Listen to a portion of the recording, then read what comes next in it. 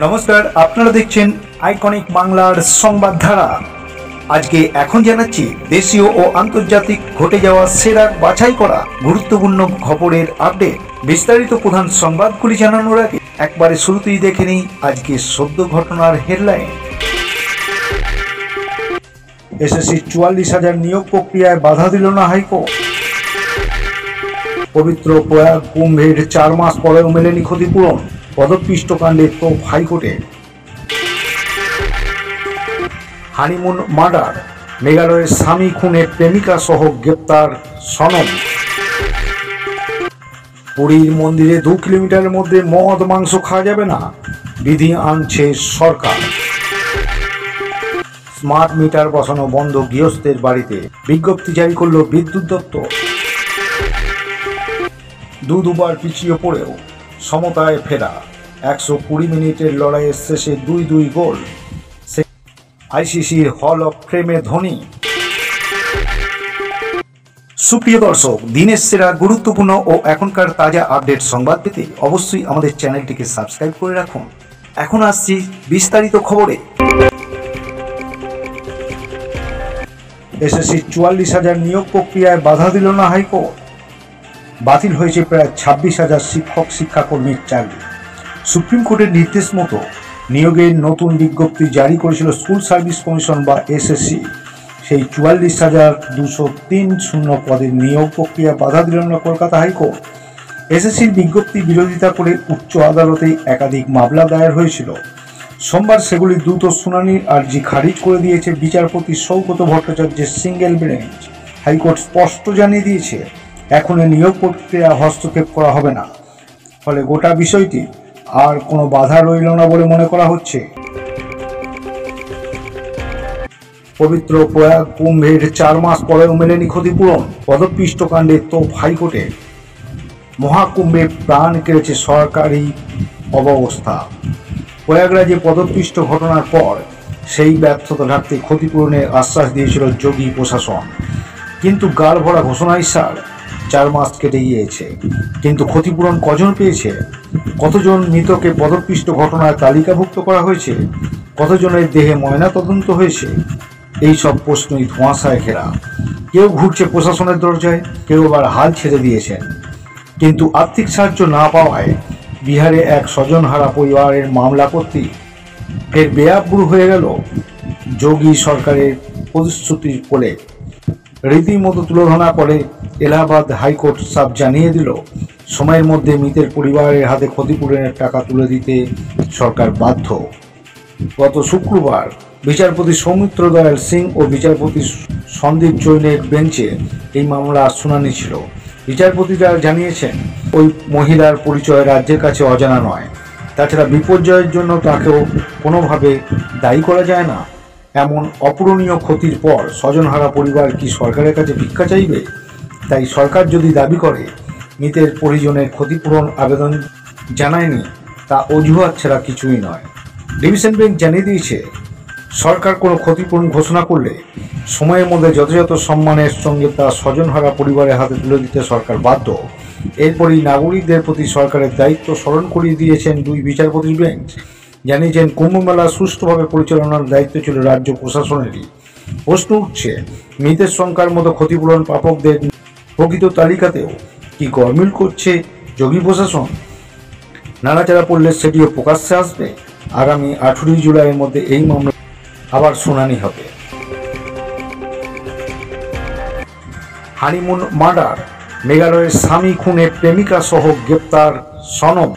বা বারাণসী গাজীপুর রোডের ধারে কাশি ধাবায় একজন মাত্র খদ্দের বসে, দাদা আপনার মোবাইলটা একটু দেবেন, একটা ফোন করব।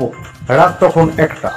উত্তরপ্রদেশের গাজীপুর, শুনশান 31 নম্বর জাতীয় সড়ক। এমন সময় বিধ্বস্ত অবস্থায় এক তরুণীর আর্জিতে হতবাক হয়েছিল ধাবার মালিক সাহিল যাদব। বিনা বাক্যবায়ে তিনি মোবাইলটি তুলে দেন তার হাতে। বাড়িতে ফোন করতে করতেই তার কান্নায় ভেঙে পড়েন। তরুণী যে 1200 কিলোমিটার দূরে মেঘালয়ে কী কাণ্ড ঘটিয়ে এসেছে ঘূর্ণাক্ষরেও টের পায়নি ধাবা মালিক। পরে তরুণীর ভাই তাকে পুলিশে খবর দিতে বলেন। জাতির সামনে এলো হাড়হিম করা খুনের ঘটনা, হানিমুন মার্ডার। গত 11ই মে ইন্দোরে বিয়ে হয়েছিল রাজা রঘুবংশী। হানিমুনে তারা মেঘালয় ঘুরতে গিয়েছিল। 20 মে কামাখ্যা হয়ে শিলং পৌঁছায় নবদম্পতি।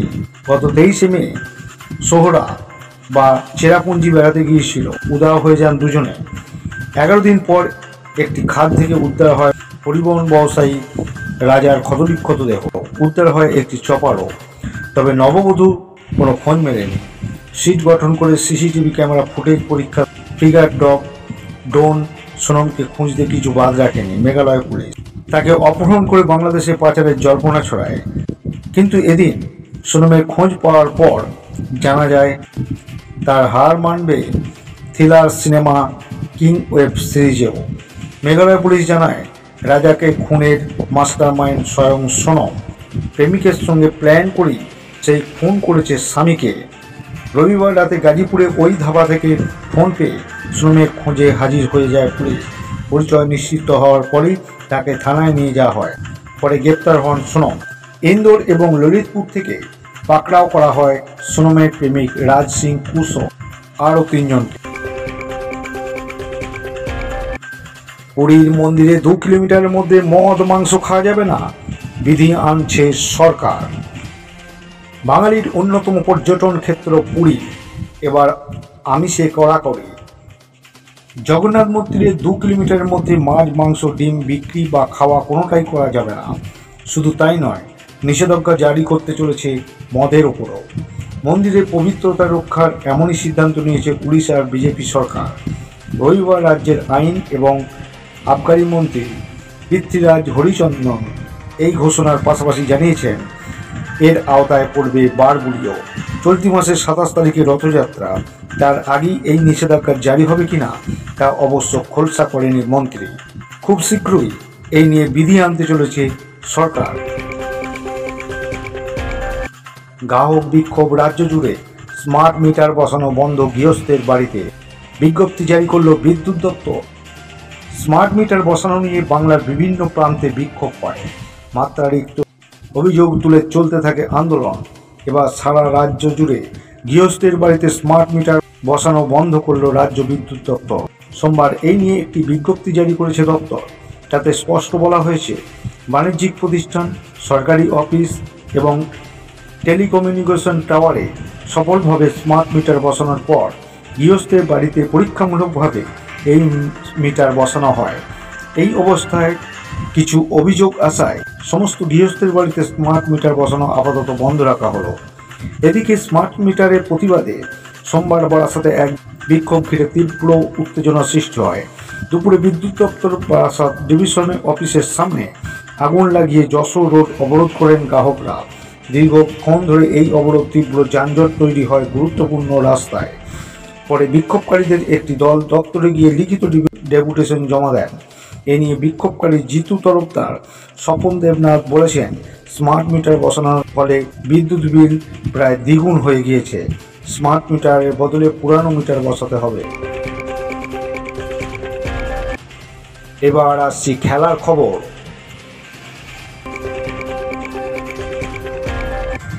দুবার পিছিয়ে পড়েও সমতায় ফেরা। 120 মিনিটের লড়াইয়ের শেষে 2-2 গোল। সেখান থেকেও টাইব্রেকারে রুদ্ধশ্বাস জয়। রবিবার উয়েফা নেশনস লিগ ফাইনালে স্পেনের তিকি-তাকায় দরপুজন্য করে চ্যাম্পিয়ন পর্তুগাল। ক্যারিয়ারের শেষ প্রান্তে এসে আরও একটি আন্তর্জাতিক ট্রফি জয়ের স্বাদ পেলেন ক্রিস্টিয়ানো রোনাল্ডো। আইসিসির হল অফ ফেমে ধোনি। সোমবার লন্ডনে আইসিসি হল অফ ফেমে অন্তর্ভুক্ত হলেন। এই অনুষ্ঠানে রবিশঙ্কর বলেন, ধোনির মতো টেম্পারমেন্ট কারও মধ্যে দেখিনি। শূন্যই করুক বা বিশ্বকাপ জিতুক, ও একই রকম, কোনো ফারাক ওর মধ্যে দেখা যায় না। এটাই আমি ভারতের আর কোনো ক্রিকেটার মধ্যে দেখিনি, এমনকি সচিনের মধ্যেও নয়। ধোনির সঙ্গে হল অফ ফেমে অন্তর্ভুক্ত হয়েছেন অস্ট্রিয়ার মাতু হেডেন, দক্ষিণ আফ্রিকার হাসিম আমলা সহ মোট 7 জন ক্রিকেটার। আইসিসির এক বিবৃতিতে জানিয়েছেন, 17,266 আন্তর্জাতিক রান, 829 শিকার ও 3টি ফরম্যাট মিলিয়ে 538টি ম্যাচ খেলেছেন ধোনি। প্রিয় দর্শক, এই ছিল এখনকার আপডেট সংবাদ। ধন্যবাদ।